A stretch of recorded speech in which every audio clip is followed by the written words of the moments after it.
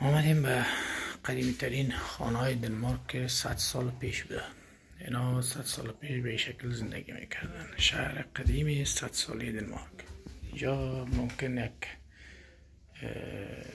اتاق خواب بوده باشه. دهلیزشان است که کارگاهی همینجاست که نخ می ساختن یا لباس ازش. اینجا آشپزخانه است. Står der ikke noget om det, at det der... Nej, ikke at være der. اینجا مربوط به آشپزخانه میشه و ظروفشان است.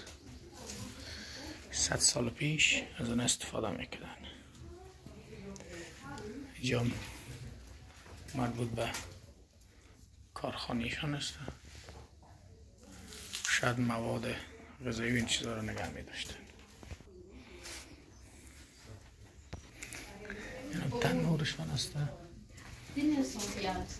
یه داشتشان است که نان آماده میکرده و این هم افزاری که از او استفاده میکرده. این هم دقیقا اتاق خواب است. سابلسه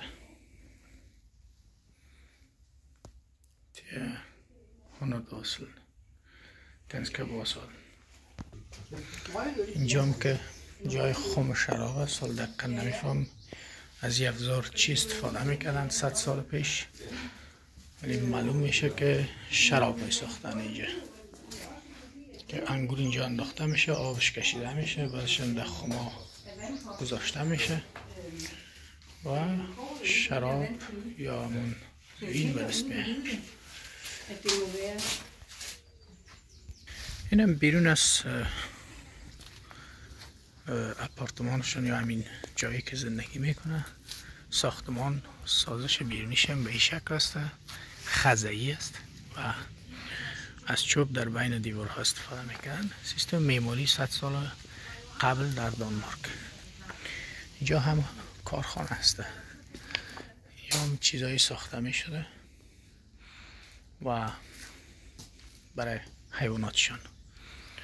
شما میبینید سیستم ساختار ساختمان به این شکل بوده با چوب و زمین ها را سنگ فرش میکردن به این شکل، چون زمین دانمارک نرم است، همیشه بارونی است و کمک میکرده که خیلی گل لای نشه. اینجا هم یک چیز بسیار جالبه داریم، قلبه. اینم مال قلبه. این هم افزاری است که با حیوانات استفاده میکنن که قلبه بود، ماله بود و اونم زمین سخت میکنه، انواع مختلفش. اینجا هم گودی یا هم کالاسکبرش میگن، گودی که استفاده میشده 100 سال پیش. خیلی جالب است انسان ها ببینیم که از کجا به کجا خودشان رساندن و این حقشان است که زندگی خوبی داشته باشیم. میبینیم که قبلا زندگی سختی بوده با این افزار اولیه. اینام اینجا که میبینی سر برف کش میشه، حالا اسمش فراموش کردیم، چیزی است که استفاده میکردن. چوب که به زمستان آماده میکردن و میریم ببینیم که ساختمان با چی کار می آمده. این هم از مرغداری که هنوز موقع اینجا است. زندگی را که مشاهده میکنی، زندگی یک لندمن یا همان دهقان است که اینجا هنوز نگه داشتنش، که دهقان ها یا دهاقین چطور زندگی میکردن و چی کارهایی را روزمره باید انجام میدن. اینجا جایی برای گوسفندا و خوک هاست که ازشون نگهداری میشده، هنوز هم همون بوره داره. این هم جایی برای اسب هاست، اکثرا اسبا اینجا میباشه ولی امروز نیست. این هم از ساختمان اسبداری.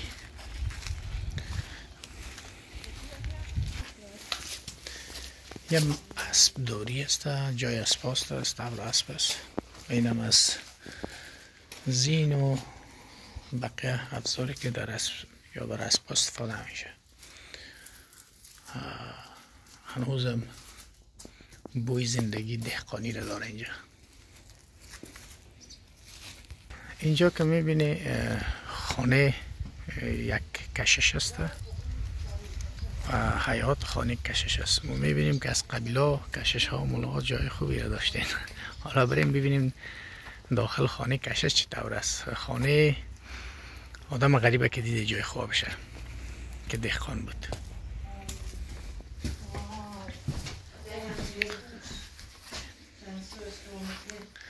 این یک خانه کشش 100 سال پیش.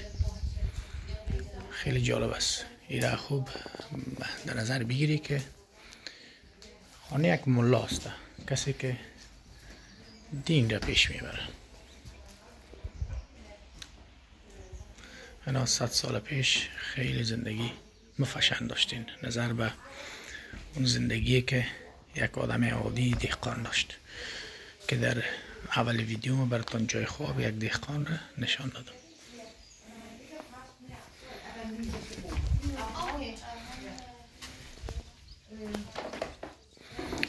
اینم سالون یا جایی که باید بنویسه و اینم از اتاق خواب یک کشش.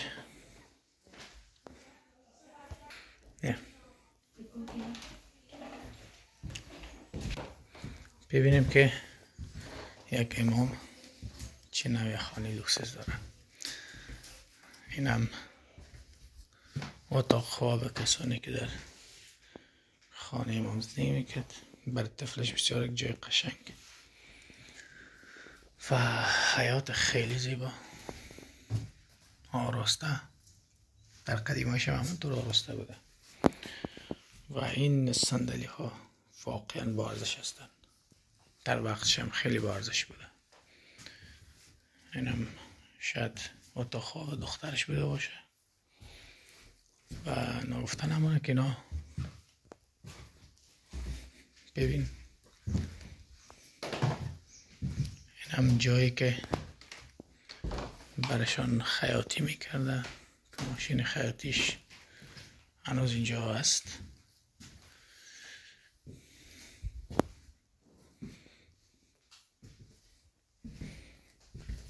و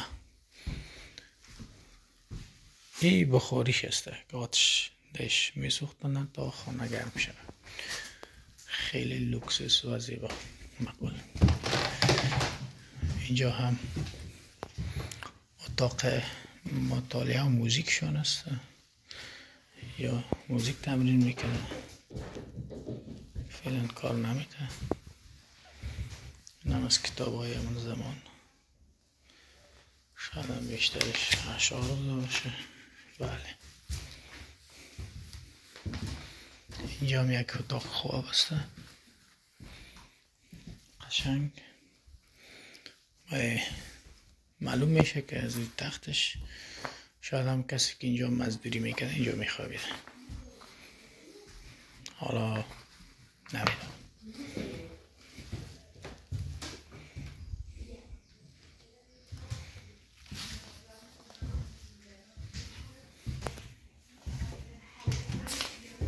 این خانه خیلی بزرگ است. اتاقهای مختلف داره. اینجا حمامش است. ما اونجا هم حمام یک دهقان مشاهده کردیم چطور بود. اینجا هم حمام یک پرس یا کشش است. خیلی قشنگ و همونطور منظم همه چیزش. و اینم بخاری مخصوص که گرما و آب گرم میکنه.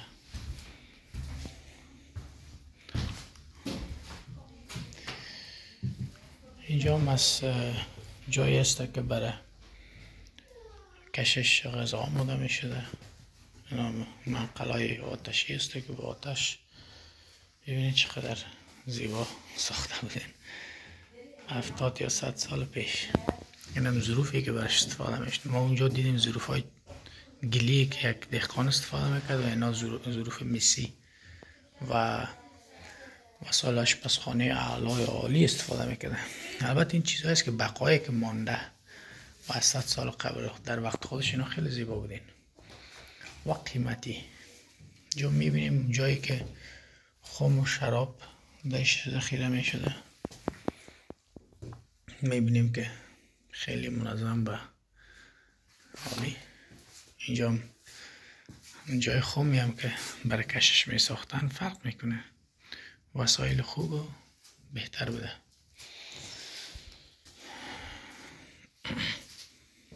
اینجا هم کارگاه است که بعضی چیزا فکر کنم به لباس شویی استفاده میشه این. حالا به هر چیز. اینجا هم جای اتو است که لباس هاشون اتو میشده. بله لباس شویی است اینجا. آمدیم به آخر خانه کشش. تندور است. آیا نمیدانم که اینجا چی استفاده میکنه. فکر کنم آب گرم میکنن اینجا. بله. پشتم کدام چیزی است که من نمیتونم برم اینجا. بله داشت است که نان جور میکنن و استفاده مختلف می داشته. اینجا اتاق مطالعه کشش است. کتاب های بیبل است و کتاب مقدس. از اینجا نظاره میکرده کارهایش و فکرهایی که داشتن همینجا بوده. خوشبختانه که امروز نیستن، ظلمی هم وجود نداره از طرفشان. اینم تلفونشان که مردم های دیگه اسپکی و پیاده باد تحوال میدادن، اینا راحت زنگ میزند اینجا. این بود خانه کشش، استبل اسبش و غیره. حالا میریم به طرف زندگی دهقان، دهاتین و مردم عادی چطور زندگی میکردن.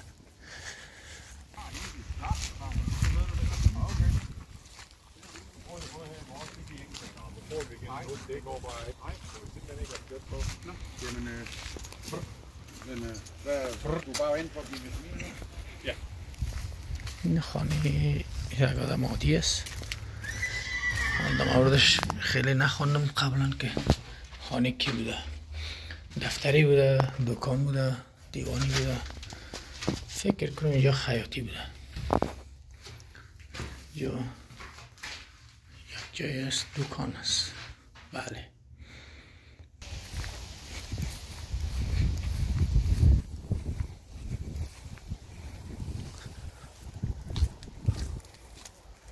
ساختار جالبی دارن. از سنگ ساخته دیوارشه. بریم داخلش که چی هست. بله. بله. اینجا دفتر چیزی بوده؟ نه، اتاق خواب است. اینجا خانه کسی بوده که طرفش خیاطیش بوده. این خانه آدم عادی است. ساعتش هنوز میگرده. از زمان قدیم.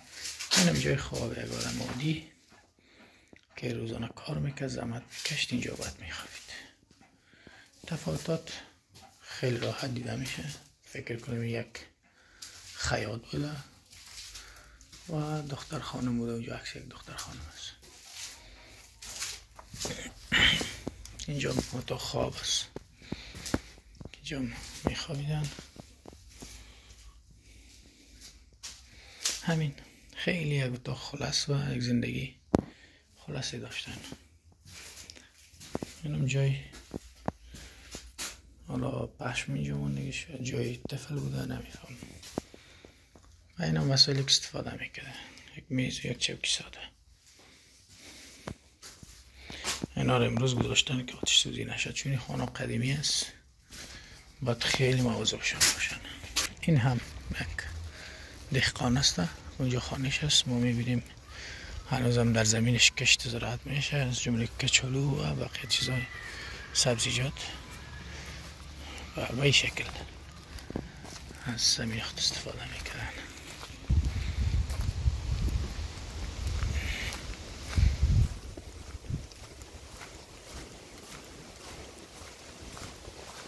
اینم نسبتا وضع مالیش خوب بوده، چون این خانه ای داشته.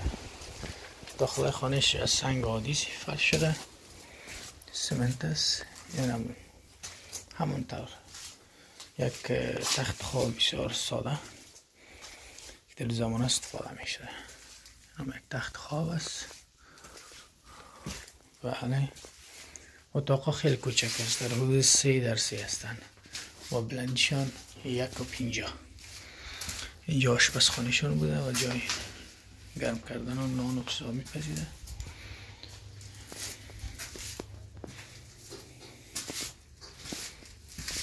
اینجا هم جای غذاخوریشان است و خانه خیلی خوب سالن بوده. اینجا حالا نمیفهم دفتری بوده دیوانی بوده،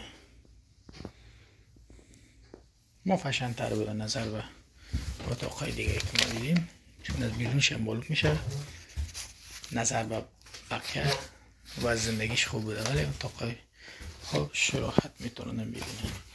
کف خانیش از چوب گرفته شده، وضع مالی خوبی داشته و اینم جای برای مواد غذایی.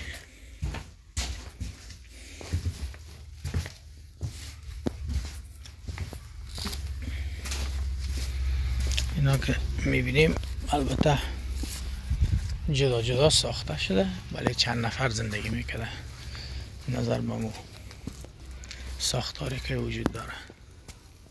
اینجا جای کارش بوده، یک بود دوست بوده، دکان بود دوزی است که بود میساخته. اینجا خانه یک کارگر است. ببینیم که فرق میکنه ساخت این خانه هم دیده نیست. وقتی میبینی چیزای در ذهن آدم میآید، زندگی رو میبینی زندگی سختی داشتن و واقعا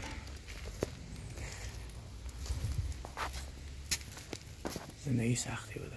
اینجا فکر کنم تنباکو شاید باشه که بله تنباکو است، خوش کردن گذاشتن.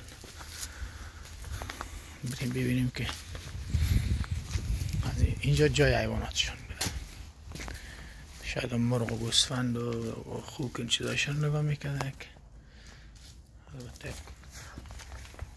زندگی متوسطی داشته یادم، چون گو و مال کمتر داشته. این هم از داخل خانهش. اینجا میز غذاخوریش است، اونجا جای خوابش است. صدای عجیب غریبه میبینی که جای خواب بسیار تنگ داشته که به خاطر گرم باشن. جای خواب تنگ. اینجا کودکی هم داشتن که میخواند جای طفل است. اینجا آشپزخانه شون است، خیلی خلاص. و اینجا جای کارگاهش بوده، شاید هم که خیاط بوده یا چیزی بوده، بود می ساخته. این معلومش بود ساز بوده. همین زندگی رو داشته و فکر کنم اینجا حمامش هسته و بله بقیه جای خم و شرابنش اینجا ساخته می شده و وسایل کارشون.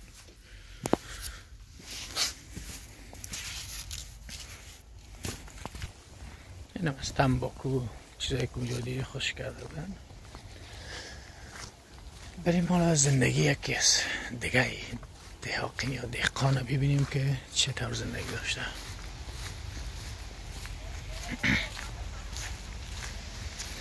این یک دکان بوده، ما برش میگیم که آهنگر.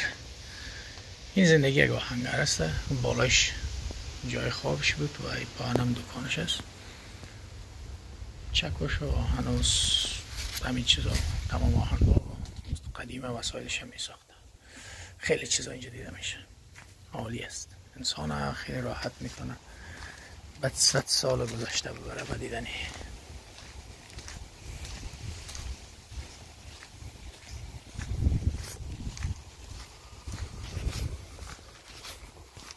Og så går man ind og spiser, og så sover man. اینجا یک هتل است که هم میخوابیدن هم میخوردن. اینجا اسپا و کالاسکایشون میکس داشتن. آدم های پولدارتر یا هر صورتش به این شهر که سفر میکنه یا جای اقامتگاهشان است. این هم همون جایی است که اینا میخوابیدن. ببینیم اگر باز باشه که از داخل ما تصویر ازی بگیریم، ولی باز نیست این طرفش. از این رستوران هنوز هم استفاده میشه. خیلی جالب است. ما که میبینیم از داخل از هنوز هم استفاده میشه. میبینی این داخل رستوران است، 100 سال قبل بوده، هنوز هم استفاده میشه. مردم میاین و کافی و بعضی چیزا اینجا میخورن. این هم حیاتش است که در حال حاضر استفاده میشه.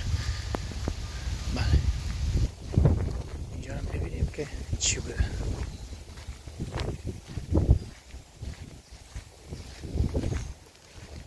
اینجا یک موزه است.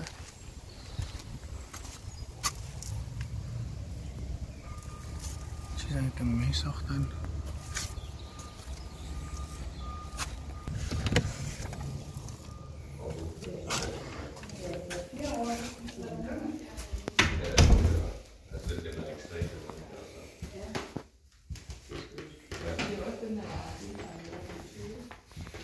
این چیزایی است که می ساختن به شکل دیکوریشن.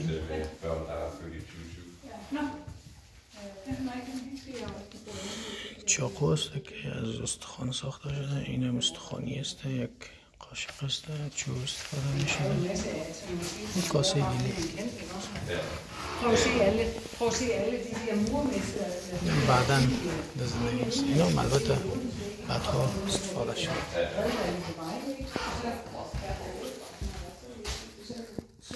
اینا دست ساز هستن. چیزایی که دیده میشه دست پاک با دست ساخته شده با چیزای اولیه. و اینجا هم که لوکس به امروز است. تفاوتات آن وقت و امروز چیزایی که امروز استفاده میشه و این هم چیزایی که قبلا می ساخت و استفاده میکرد. خیلی زیبا به نمایش گذاشتن. ما اینجا بذر و بعضی چیزای دیگر هم میبینیم که قبلا استفاده میکردن.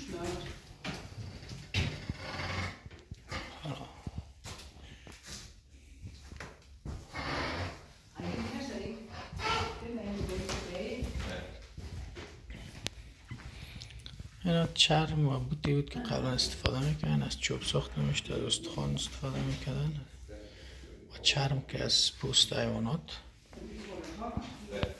اینو میبینی که یک بوت است یا کفش است که امروز ساخته میشه. از بیشتر از نفت استفاده میشه.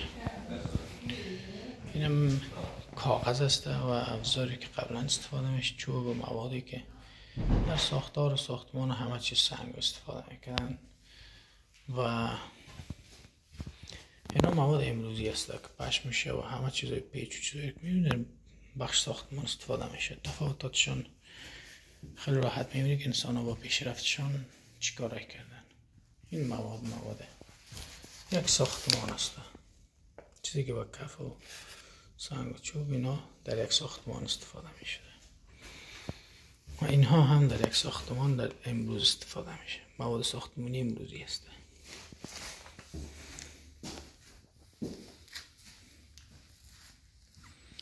و این لباس هست، لباس هایی که در اون زمان استفاده میشد از نخ و پوست حیوان و این چیزا، پشم حیوان. و این هم لباس امروز که بیشتر از نفت استفاده میشه و تغییرات زندگی انسان ها رو در 100 سال نشان میده. همینطور در بخش بذر و در بخش دامداری و همه چیز اینجا میبینی و فصاحت تفاوتات 100 سال پیش و امروز میتونه آدم مشاهده کنه.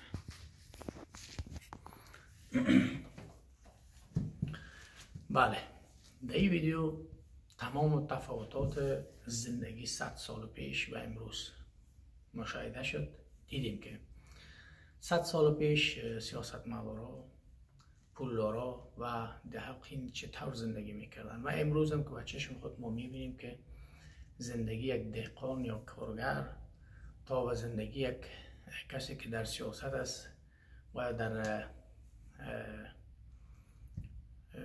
بخش دینی هستند مشاهده میشه. امروز ما دیدیم که زندگی یک کارگر دیروز چی بود و از این ویدیو میتونیم که یک پند بگیریم که ما انسان ها همه یکسان هستیم، باید یکسان زندگی کنیم و به هم دیگر کمک رسانی کنیم به جای از اینکه خود را برتر از دیگران بدانیم. سپاس تا این دم ویدیو را دیده، امید که خوشتان آمده باشه و اگر خوشتان آمد نظراتتان میتونید بنویسید. سپاس از حضورتان تا این دم.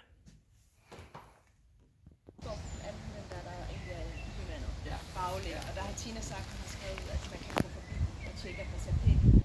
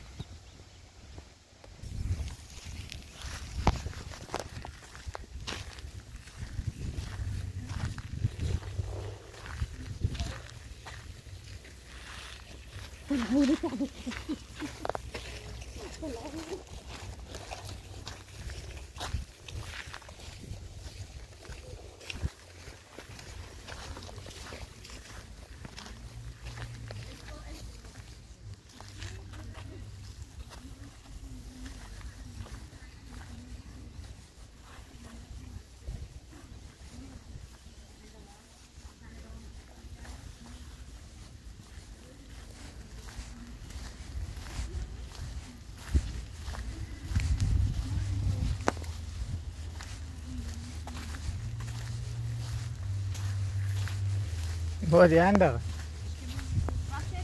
Hvor er de andre?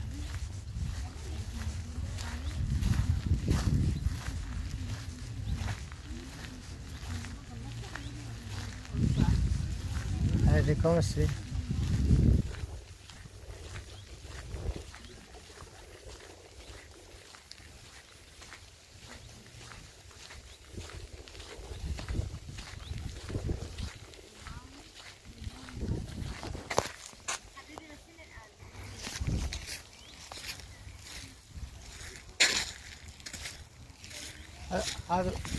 Stay here.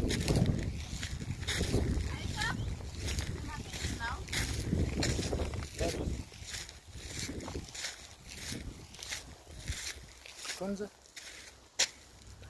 Nej, jeg vil ikke. Er det hendes navn, Gunza? Extens. Nej, det er anden. Hun skal bare der nej, det er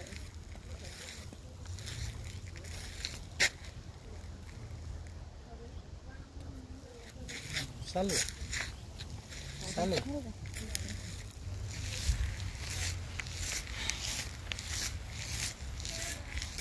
Skal klokken 11. En halv mulighed derovre. 11? Ja. Ikke 11, halv 12. Halv 12, ja. 11.30. Hvor skal vi hen nu? Hvad? Vi skal bare gå videre her.